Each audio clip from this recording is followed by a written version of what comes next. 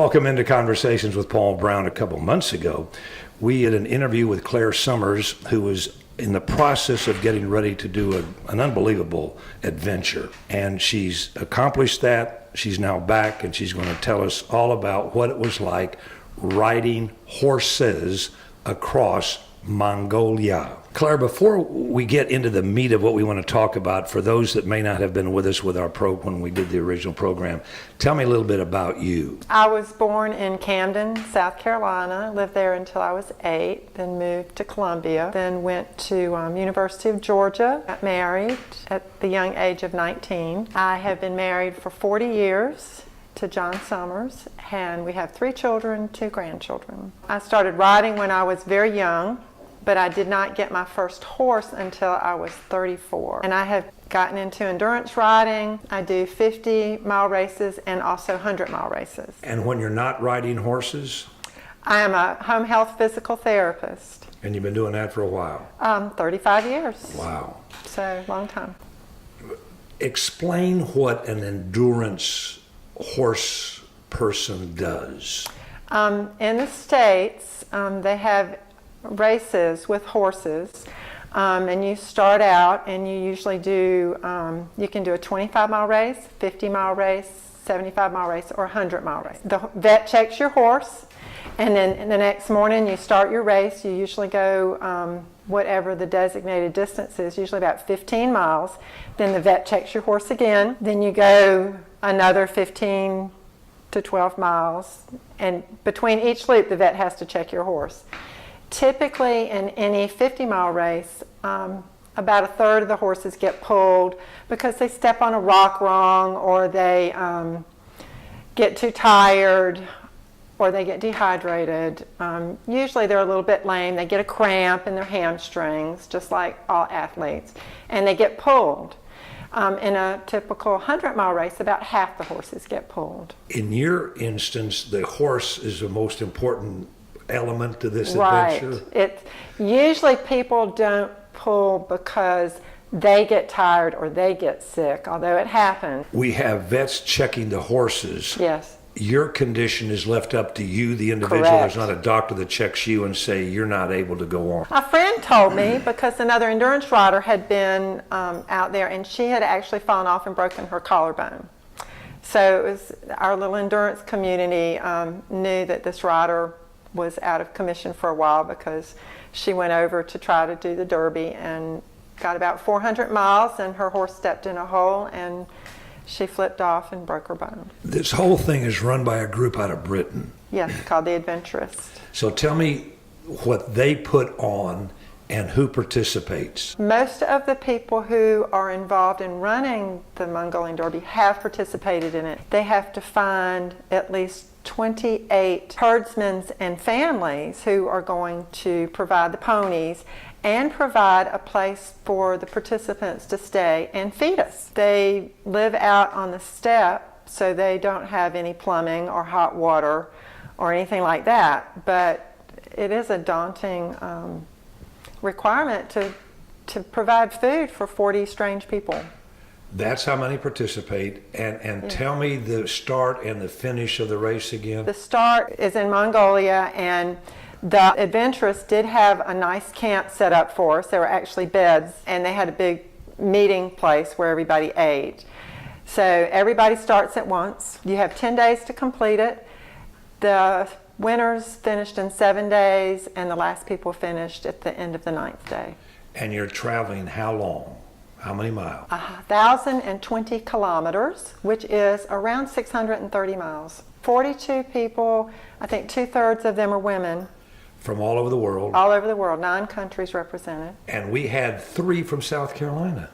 3 from South Carolina and 1 from North Carolina. Walk us through that first day, because this is new to you. All Right. You've done is read about it and talked to people. So before the first day, they had 2 days of training. So we got to actually ride some horses and practice using the GPS. Trail is not marked. You have to depend on your GPS to get from point A to point B. Every 30 to 40 kilometers, you have a check-in station where you stay. You leave, and then you get to pick your own ponies. The very first pony you ride, they just give them out. You don't get to pick that pony. So, and then everybody starts, and a lot of people are right at the front starting, and a lot of people just wait until the big crowd has gone. What did you do? I was kind of in the middle. But they had given me a stallion to ride, and I had heard that a lot of times the stallions are not very fast. So about halfway, my stallion, of course, decided that he wasn't going any faster than a walk. So it took us a long time to get to that first check. And a lot of the races just really depended on the horses you get. How difficult was that the second day to get the right horse? Well, you end up picking 26 ponies, and some of them are good and some of them aren't. What are you looking for? We ended up looking for X-race horses. You want horses that have shaved manes, because then they don't get overheated. It didn't seem to make a whole lot of difference whether they were tall and thin or short and fat, or sometimes the short, stout ones went just as fast or faster than the tall, thin ones. But you could ask the herdsman to get on them first to be sure that they weren't real bucky. The second pony I got was great. You finished your first day. You traveled how many miles? The first day it started around lunchtime, so we only got 2 loops in on the first day. Which would have been how many miles? 45. Okay. And then you spend the night. Then we stayed in a gur with 14 other people. Now what's a gur? It's almost like a teepee. It's where the Mongolian people live. They live in one-room houses, and they're called gurs.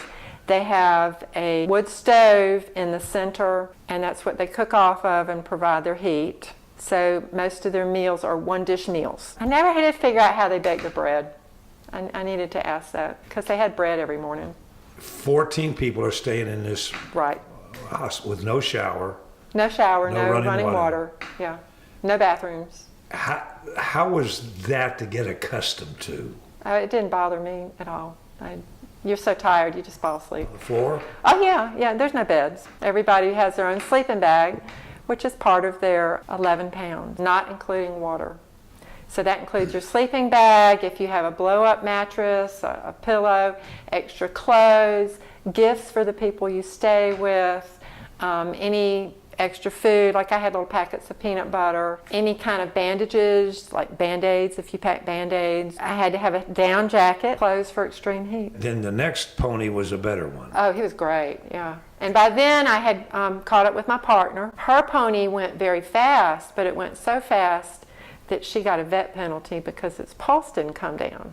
So she had to wait around, and she actually had to wait long enough for me to catch up. Who was she? Rachel Land, who's from Easley. There's a learning curve. Both of us said that had we known at the beginning of the race what we knew at the end of the race, we probably would have finished in the top, at least farther up than middle of the pack. Second day, it started raining, and apparently, we didn't know it, but there were hurricane force winds. They let us go on and ride, but the winds were probably 40 to 60 miles an hour, and they were all coming from the left. So as we're being pelted with this very cold rain, the left side of us got drenched, soaking wet. We really weren't that uncomfortable. I think we were dressed appropriately. I had a raincoat that worked. It was great. The brim on our hat. We had buffs on over our nose and our mouth.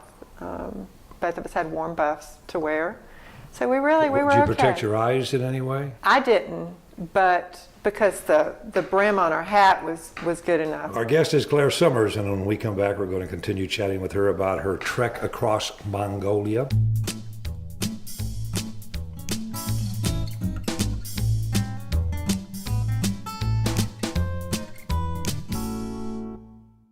Did you ever get accustomed to sleeping in a gur? Oh yeah.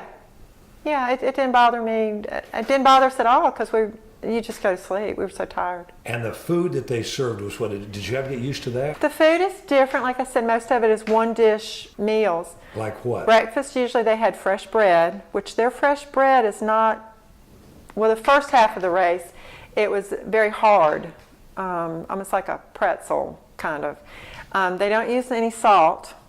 And I would take my peanut butter and put it on their bread, and that worked pretty well. They had this awesome rice soup that they served, and it tasted kind of like oatmeal, and it was just rice and milk and sugar. And it wasn't bad. It was good. The other thing that they had every morning is milk tea. So I think they make their tea with milk, and of course you don't know what kind of milk. You don't know if it's cow's milk, sheep's milk, goat's milk, or horse milk, because they milk all their animals. Usually for lunch and dinner at all the other gers, they would serve, it's usually noodles with little bits of meat, and it's pretty tasty, but I didn't eat the meat. And but then you didn't know what it was. I didn't know what it was. It was usually very gristly, but they did have like fried meat pies and fried meat dumplings, and those were great. Those were very good. How did you communicate with your hosts? Hand language. Was it really? Yeah, they didn't understand any English, and of course we didn't understand any Mongolian. How difficult was it the next morning to pick out your pony without being able to talk? Well, they had interpreters to help out as far as picking out the ponies. You would just point and say, I want that one. If you asked the herdsman for a fast one, they would just tell you every single one of them was fast, because they're reimbursed based on how many ponies. You know, if you pick their pony, they're reimbursed for you using their pony. Right. So they want you to pick their pony. So they're going to tell you whatever it Yeah, takes. they want to tell you whatever you want to hear, so that because they might have 4 different herdsmen there representing. The herdsman got on a pony, and it did not want to leave the herd. We figured out that pony did not have a good work ethic. And then we also found out if we picked 2 ponies from the same herd, that they would be competitive and race each other, so they would go faster for a longer period of time. And again, the ex-race horses were better. Then the other thing we started doing is we started spending the night we spent one night just out in the open under the stars, camped out, and we spent another night at just a random family that wasn't affiliated with the ride. So that meant if you got into a pony exchange station, you could only ride till 8:30. So if you got there at 7:15 and knew that you could not make it to the next ger, you would be stuck there. You would lose an hour and 15 minutes of riding time. So if you went on and rode and decided that camping out was okay, then you could get farther. And that's how we got from the very last to the middle of the pack. During this process, do you know who's leading? Y'all knew more in America about what was going on than we did. Because of the internet and because of the website and everything. Right, and we had no idea where they were. We sort of got word on who had been hurt. What happened? Julia got hurt, Marianne got hurt. What happened to them? Wild Dog came out and spooked her horse, and she fell off and she evidently fell on her GPS and broke her rib. What happens to the injured? They press their button. They have a button to press, and the staff come and get them, assess the situation, and decide whether they need to go to the hospital or not. Did she go? She went to the hospital and got x-rayed, and they found out she had a broken rib. So she was done. So she was done. Were there any other casualties that you're aware of? 10. There were 10 in all. Yeah. So we started with 42. And ended up with 32. As you're approaching the end, what kind of feeling are you getting? Sad, anxious? Are you sorry it's going to be over because We were sad. We were really sad it was going to be over. We've been riding for 9 days. We were having a blast. So what happened in the end? Who ended up winning, and where did you all place? We were right in the middle, like 18th and 19th out of 32. We had selected 2 ponies, 2 little bay ponies that kind of looked alike, and we crossed the finish line holding hands, just having a blast. And how many, the winner did it in 7 days? Yes. And you all took 9. 9 days? Yeah. And at some point, winning is not an option anymore. Finishing is. Yeah, finishing and being safe, not taking unnecessary risks. It's funny because Rachel and I had a lot of fun where other people didn't think certain situations were fun, and like the wild dogs. Yeah. Well, they have wild dogs, and the wild dogs chase you. Well, we had been told that if you walk by the wild dogs, that they probably won't chase you. Well, we learned that, gee, it's a lot of fun getting chased by the wild dogs. The ponies run faster. You know they're going to outrun them, so all you have to do is stay on. And, I mean, they didn't buck or kick at them or anything. They just ran faster. So we learned, we had a blast. And everybody else says, oh, you have to walk by the wild dogs. I'm like, y'all walk by the wild dogs. We're running. Neither one of you fell off of the saddle. I fell off once. What happened? We were coming up over a hill, And right over the hill was an eagle, and the eagle flew up right in my horse's face, and my horse went one way and I went the other. But lucky for me, she was easy to catch. So I didn't And you lose weren't my hurt? pony. No. At the end, there's this big party. Oh, yeah. It was your birthday. It was my birthday. Happy birthday, belated birthday. Yeah. What was that like, meeting the people? Did you talk to the winner? Oh, yeah. He had raced before? One of the winners, there was a tie. One of them was from Australia, and he was an Olympic athlete. And then the other one, this was his third time. Almost everyone rode in with someone else. There were very few people that rode by themselves. 7 days, what did they do to win? It's important that that first horse you get, that you get to the first pony exchange place early, because then you have the selection of the best horses. So by the time I got there, all the best horses had been taken. Although my second horse was pretty good. And then they slept out. I doubt that they stayed in very many of the girls with the families that were affiliated with the ride. When they went in to eat, they didn't stay long. They didn't sit down and spend 45 minutes eating. You know, they were in and out in probably 15 or 20 minutes. But they could only go so far with their horses before they had to be checked. Well, they have to exchange horses, and they have to pass a vet check. Would you do it again? Oh, yeah. You've learned a lot. I have. And that's what helped the winners, because they had been there before. They knew what I to think do and so. not to do. What did they do for your birthday in Mongolia? At the party, when I went up to get my completion award, they had a birthday cake for me, and it was great. It was a lot of fun. What are you going to take from this adventure and tuck away and never forget? Mongolia is just the most beautiful place I've ever been. There are no fences. It is gorgeous. And to ride and, you know, come over a hill and see a herd of wild camels, or like the eagle even where I fell off, or the people are so gracious. I mean, they take you in, they have no idea who you are. They don't even speak your language. They'll feed you, take care of your pony, go catch it the next morning for you, tack it up for you. And you don't even know, you can't even communicate. They live in one room. I mean, families of 6 to 8 people. I'm glad you made it back alive. And you get back, and then we had to postpone our interview because why? I went and did a 100-mile race 2 weeks after I got back. How'd you do on that race? My little horse and I won. We tied for first place. I was real impressed with my little horse. She was great. And she got, in endurance, they have a best condition award. And she also got the best condition award. Congratulations to her and to you on finishing your big race across Mongolia. Oh, yes. And thanks for sharing your story with us. Clare Summers has been our guest. We want to thank her, and we would like to invite all of you to be back with us next week, same time, for our next edition of Conversations with Paul Brown. Until then, take care, everybody.